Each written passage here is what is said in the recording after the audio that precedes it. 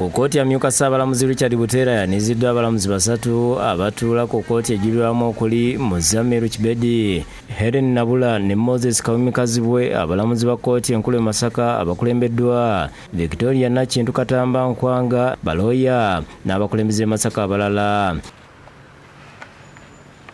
Alambudde ennyiriri z'abasirikale n'oluvannyuma n'ayolekera ekisenge kya kkooti enkulu mwagguliddewo olutuula lwa kkooti ejulirwamu olugenda okumala ennaku 3 nga baakuulira emisango 28. Omulamuzi Nakintu amuloopedde nga batalina kifo bwe bakolera nga beenyigiriza ewandibadde kkooti z'eddaala erisooka, ssaako okuba ti abalamuzi ba kkooti enkulu bali babiri bokka ekireetawo emisango okwetuuma mu kkooti enkulu.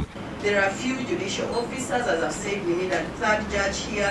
The caseload is extremely big, and we also have an increased population, and with all of the information they have, a very litigious one now. Omulamuzi Buteera ategeeza nti kituufu abalamuzi bakyali batono mu kkooti zonna wabula nga bakola ekisoboka okwongera ku muwendo gwabwe.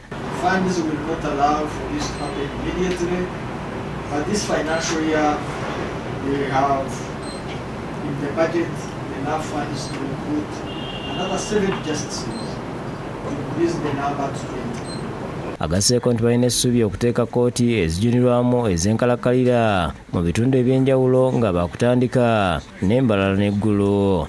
We shall progress so that some stations up country have permanent judges sitting there, and this will certainly reduce the backlog.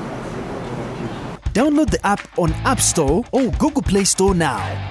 Vision Digital Experience, the future of media.